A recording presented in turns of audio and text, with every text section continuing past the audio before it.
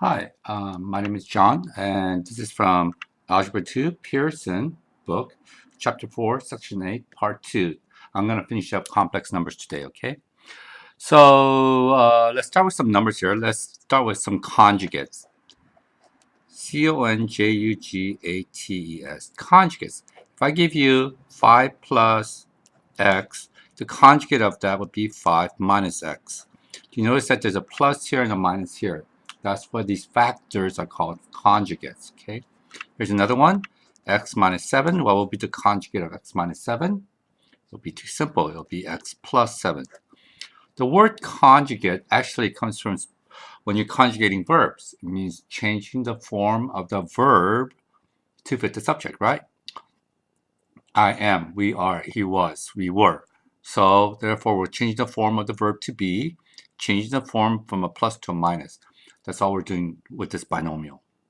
So let's look at this complex conjugate, a plus bi times a minus bi. These would be conjugates, right? Let's forward this out. First, a times a is a squared. The outer would be minus abi. A times bi is minus abi. The inner is a times bi. It's plus ab times I. And lastly, minus, there's a plus and a minus, is a minus. B squared. And then I times I is I squared. What you notice about conjugates is that the outer and the inner always will cancel on the conjugates. And you'll simplify this a little bit later on. Remember that I squared is negative 1, right? Multiplied by negative makes it positive. So it ends up actually becoming a squared plus b squared.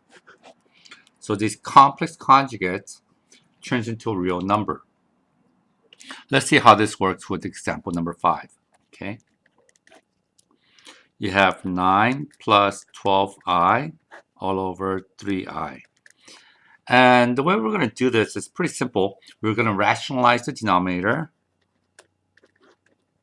We don't like imaginary numbers in the denominator. So what we're going to do is, I don't like the way they did it. Let's do it the way they did it. It's fine. No, I'm not going to do it the way they did it. I'm just going to multiply by I. Okay? Multiply the numerator by I.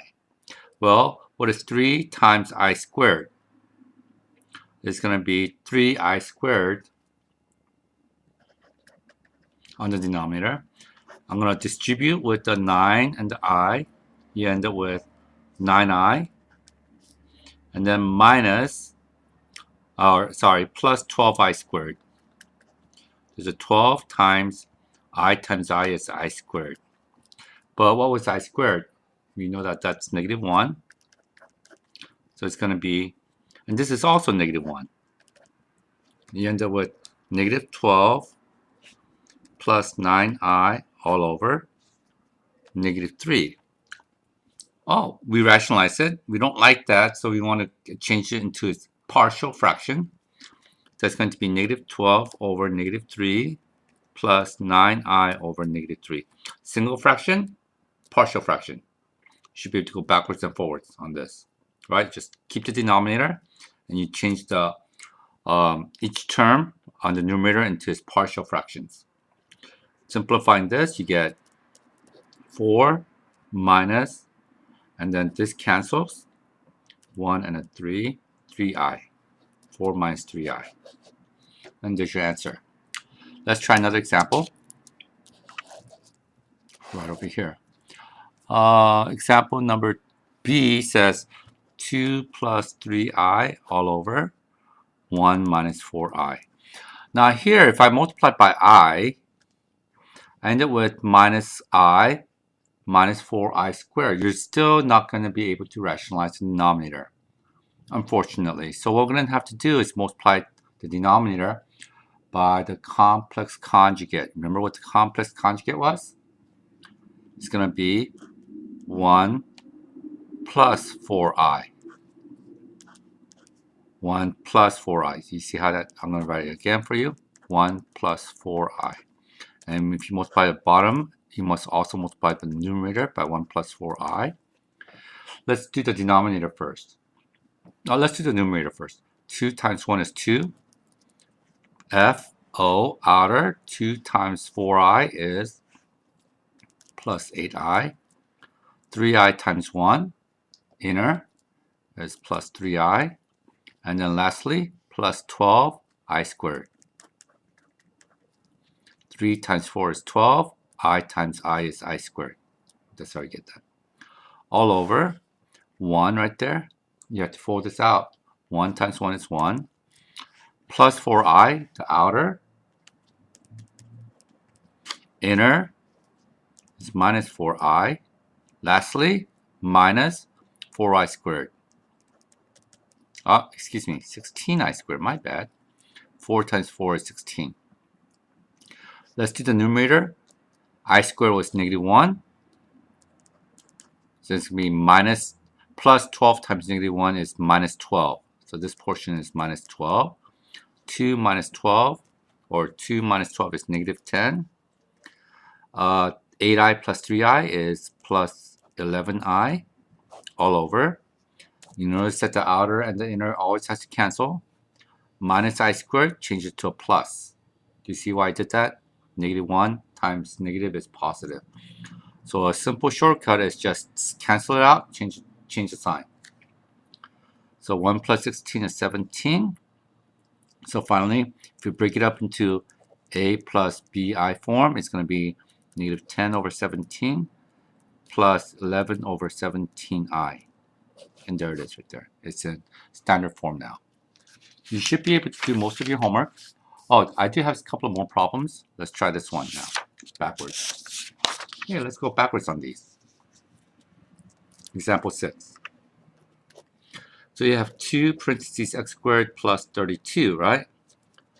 The first thing we're going to do with this expression is always going to try to factor out. Step 0 is always trying to factor out something. What's common for the first term and the second term? And 2 is common. And since we factored out 2, you have x squared plus 2 times what is 32 is going to be 2 times 16. Wow, we have like x squared plus 16. That's a squared plus that's a squared. Remember this earlier on the previous page? Complex conjugate, and we end up getting a squared plus b squared.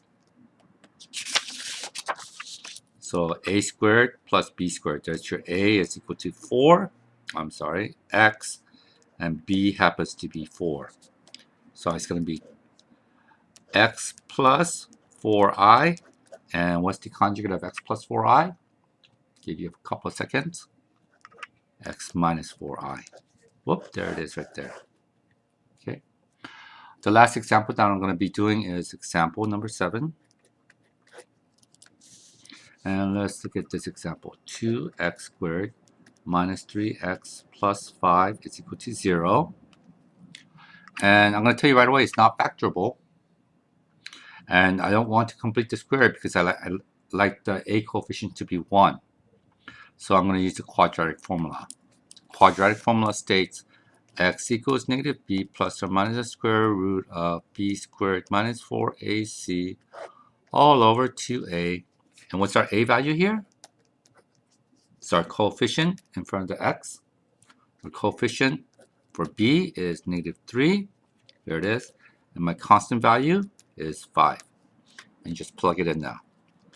X equals negative b is going to be negative of negative 3, which is positive 3, plus or minus the square root of b squared. Negative 3 squared is going to be 9 minus 4 times a times c. 4 times 2 times 5. I just use these numbers right here. All over 2 times 2. So negative of negative 3, we simplify this. It's going to be 3 plus or minus. I'm going to go 2 times 5 is 10 first, and then that's 40.